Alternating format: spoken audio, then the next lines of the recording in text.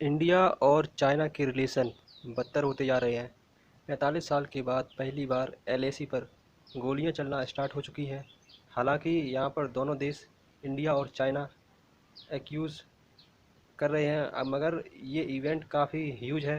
45 साल पहले आप अगर देखो 1975 में अरुणाचल प्रदेश में एक इंसिडेंट हुआ था, जब इंडिया और चाइना के बीच में लास्ट टाइम गोलियां चली थी। उस टाइम क्या हुआ था कि चाइना के कुछ सोल्जर एलएसी क्रॉस करके इंडिया की तरफ आ गए और इन्होंने यहाँ पर इंडिया के 4 जवानों को शूट किया। अनफॉर्चुनेटली चारों जवान वीरगति को प्राप्त हो गए और सब चाइना ने प्राइमरली किया था, क्योंकि 1975 वो साल था जब सिक्किम इंडिया का पार्ट बन चुका था। चाइना इस डेवलपमेंट को लेकर नाखुश था, तो उसके रिस्पॉन्स में इन्होंने फायरिंग स्टार्ट कर दी थी अरुणाचल प्रदेश के आसपास। तो तब से लेकर अब तक 45 साल हो गए, काफ़ी हद तक पीस मेंटेन करके रखा थ्रू आउट द एलएसी। मगर अब लग रहा है कि पॉसिबिलिटी है इन द फ्यूचर की गोलियां चलनी स्टार्ट हो जाएंगी नियर द एलएसी। तो डिस्कस करते हैं इस इशू को लेकर कि यहाँ पर हुआ क्या है, दोनों कंट्री की स्टेटमेंट क्या है, in depth proper explain with official statement. अगर आप हमारे चैनल पर नए हैं तो चैनल को सब्सक्राइब जरूर कर लें और बेल आइकन को ज़रूर दबा दें। सो ये इशू है, स्टार्ट कैसे हुआ। सबसे पहले चाइना की तरफ से ये ऑफिशियल स्टेटमेंट आई कि इंडियन सोल्जर ने वार्निंग शॉट फायर किया और उसके रिस्पॉन्स में चाइनीज़ सोल्जर ने भी वार्निंग शॉट फायर किया। तो सिचुएशन काफ़ी टेंस है near the Pangong so lake. तो जैसे ही चाइना की तरफ से स्टेटमेंट आई, वर्ल्ड मीडिया ने पिकअप कर लिया और यहाँ पर आप देख पाएंगे द गार्डियन का आर्टिकल है, China claims Indian soldiers open fire in the fresh border clash. और ये सब हुआ है पेंगोंग सो लेक के सदर्न पार्ट में। और मैं आपको ये बता दूं, पेंगोंग सो लेक बहुत ही ज़्यादा इम्पोर्टेंट है for both India and China.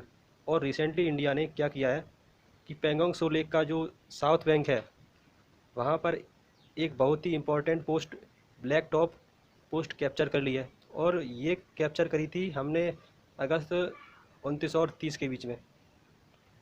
China इस डेवलपमेंट को लेकर इतना नाखुश है कि अब तक ये 2 से 3 बार कोशिश कर चुके हैं कि वापस ये ब्लैक टॉप को कैप्चर करें, क्योंकि ब्लैक टॉप पर इससे पहले चाइना का इक्विपमेंट था, इनके कैमरास थे। इंडियन सोल्जर ने इनका सारा इक्विपमेंट उखाड़ फेंका और आज के समय इंडिया कंट्रोल करता है ब्लैक टॉप को।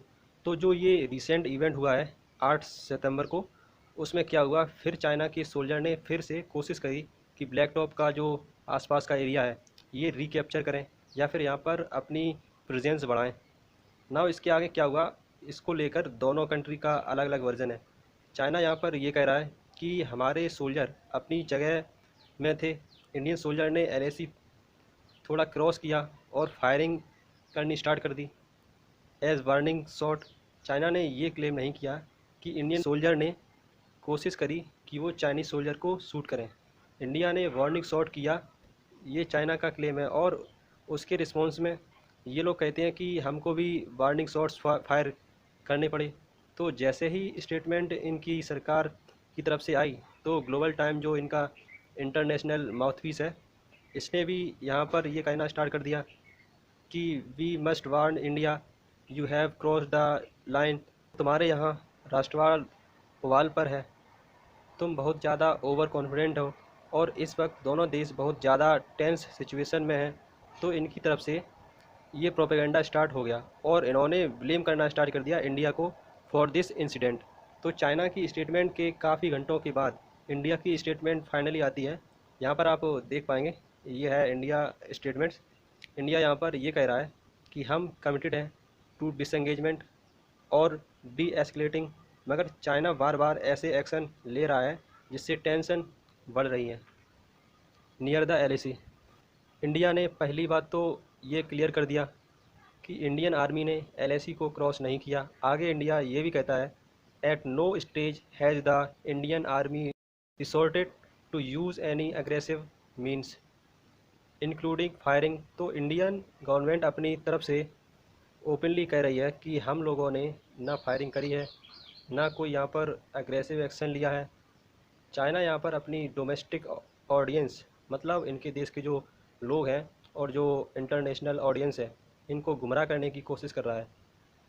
मगर इंडिया ने यहाँ पर ये बात कन्फर्म कर दिया है कि चाइना के जो ट्रूप्स हैं इन्होंने कुछ राउंड हवा में फायर किए हैं, मगर इस प्रोवोकेशन के बाद भी हमारे सोल्जर ने बहुत ज़्यादा रिस्ट्रेंट दिखाया है और हमारी तरफ से फायरिंग नहीं हुई।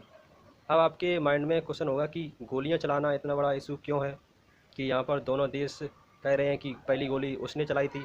जून महीने में आपको याद होगा कि गलवान वैली इंसिडेंट हुआ था, वहाँ पर हमारे 20 जवान शहीद हो गए।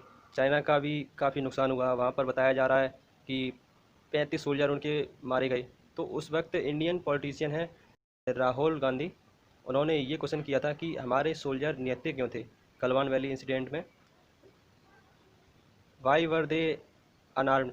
तो उसके रिस्पॉन्स में हमारे विदेश मंत्री डॉक्टर एस जयशंकर ने ये रिप्लाई दिया था कि हमारे सोल्जर अनआर्म्ड नहीं थे, उनके पास वेपन थे। मगर एक बहुत ही इम्पोर्टेंट एग्रीमेंट है इंडिया और चाइना, ये एग्रीमेंट साइन किया गया था 1996 और दूसरा 2005 में, जिसमें ये लिखा है कि इंडिया और चाइना गोलियां नहीं चलाएंगे एट द एलएसी। तो चाइना यहाँ पर ये चाहता है कि जो ये 1996 और 2005 के एग्रीमेंट्स हैं इनकी वॉयलेशन हुई है, इसकी जिम्मेदारी इंडिया पर डाल दें। इंडिया यहाँ पर ये कह रहा है कि ये एग्रीमेंट्स वायलेट किए हैं चाइना ने। मगर यहाँ पर मेन इशू ये है कि अब जो पुराने एग्रीमेंट्स थे ये डेफिनेटली वायलेट हो चुके हैं।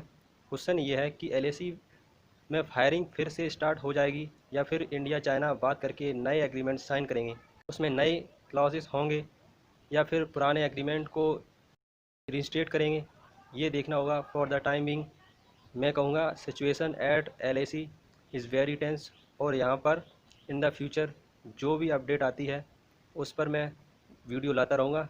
For the time being this is and this video. Thanks for listening. God bless you all.